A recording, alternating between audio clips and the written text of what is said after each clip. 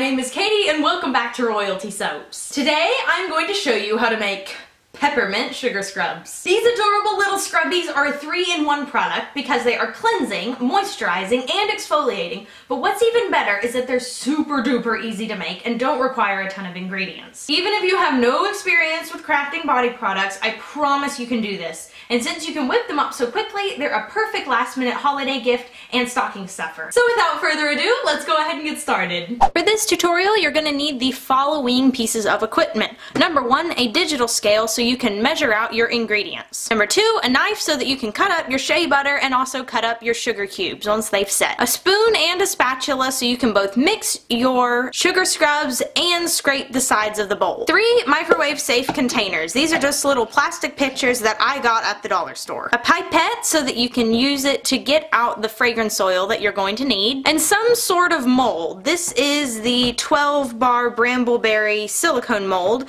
However, if you don't have any mold like this available, you can totally use a Tupperware container that's in the shape of a square or a rectangle, as long as it isn't too big, because you still want the sugar cubes to be piled up a little bit high so that when you cut them, they're the size of what a real sugar cube would be.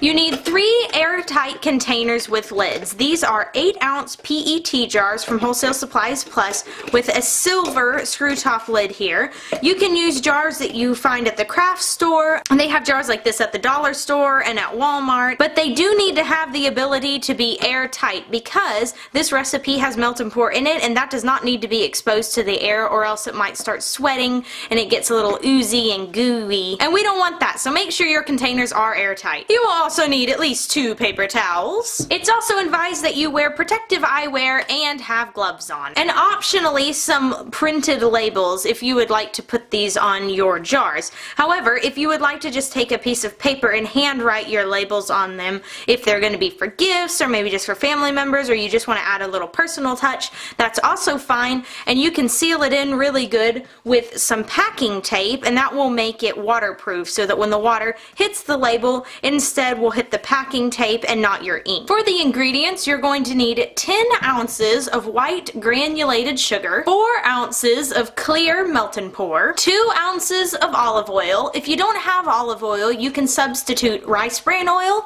grapeseed oil, or sweet almond oil, 2 ounces of shea butter. You can usually find this at a health food store and at multiple suppliers online. 2 milliliters of peppermint fragrance oil. Today I'm using this from Nature's Garden Candles, but I have also tested peppermint fragrance oil from Wholesale Supplies Plus and Aztec Candles, and both of them were fabulous. Tomato Red Liquid Concentrate Colorant. This is from TKB.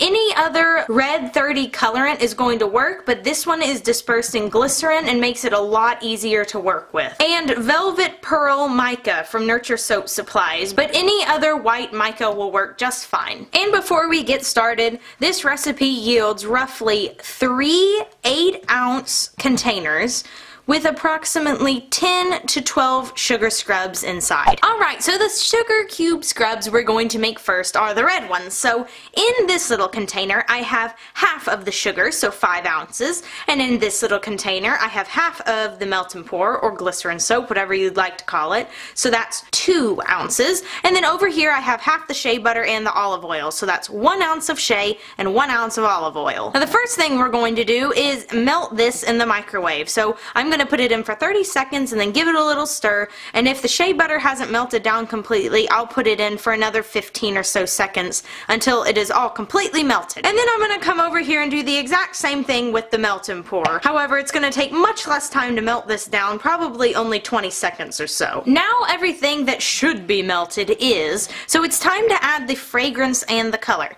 So because my colorant is dispersed in glycerin, I'm going to put this directly into the melt and pour soap. If you're working with a mica or with any other powdered colorant, you're probably going to want to put that in the oils instead. So I'm going to put in 5 drops. 1, 2, 3, 4, 5. Just like that. I'm going to take my spoon, get the extra oil off, and stir this up really good. Make sure that color is good and dispersed all all through that melt and pour. And now I'm going to add my 1 milliliter, so half of the total fragrance amount, into the oils here. Make sure it's all out.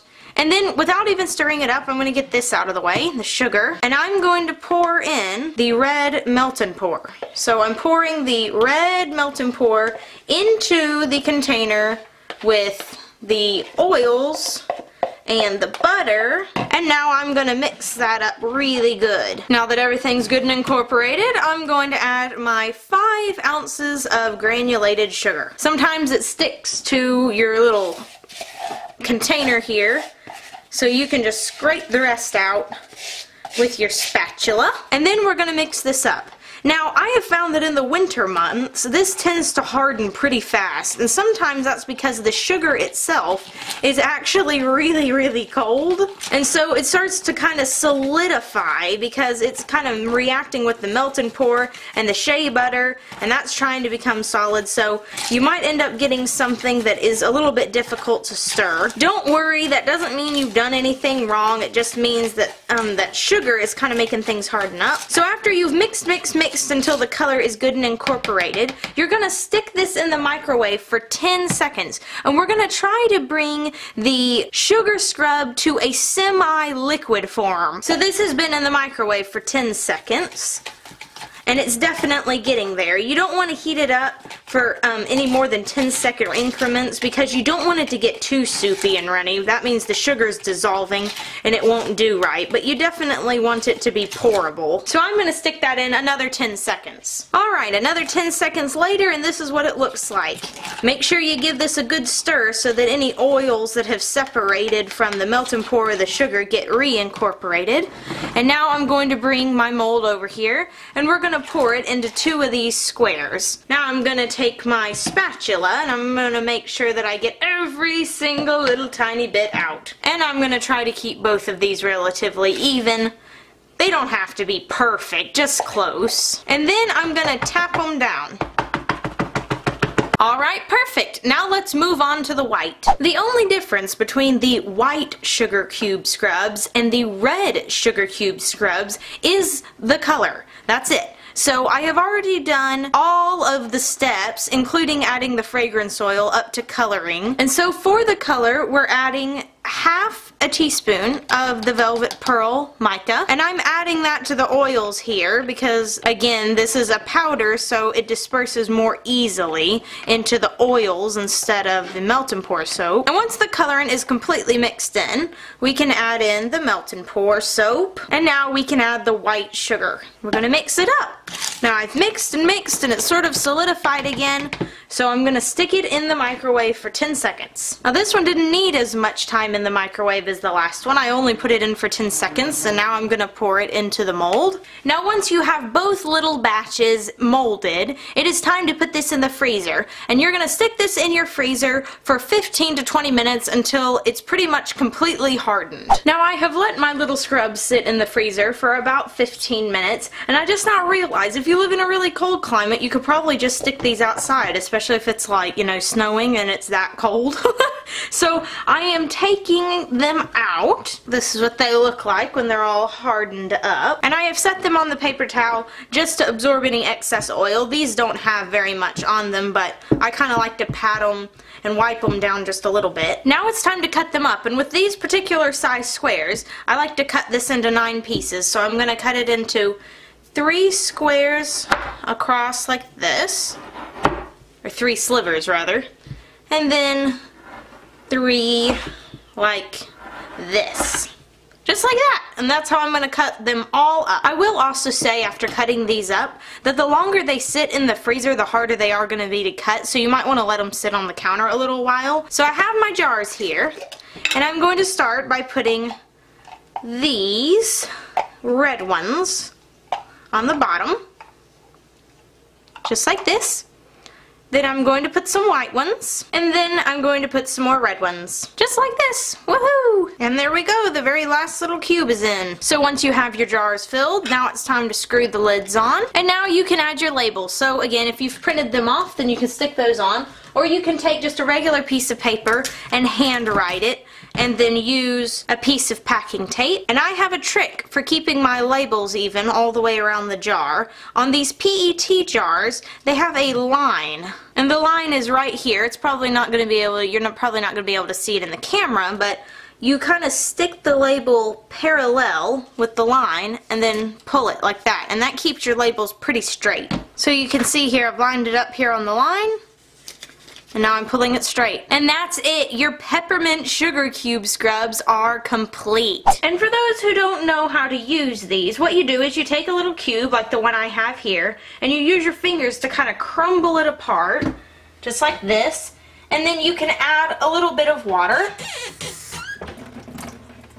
sort of make a paste with it. And then you're going to apply this to your body, focusing on the dry areas and avoiding your face and eyes and sensitive parts. And you'll see as you start to scrub that it starts foaming up a little bit, and that's because of the melt and pour soap, and that it feels nice and exfoliating. And when you rinse it off, your skin should feel supple and moisturized. I hope you guys enjoyed this DIY. If you did, please give it a big thumbs up, subscribe to the channel, and maybe even leave me a comment below. I hope to have many more DIYs in the coming year, and I will see you all soon. So until next time, bye for now.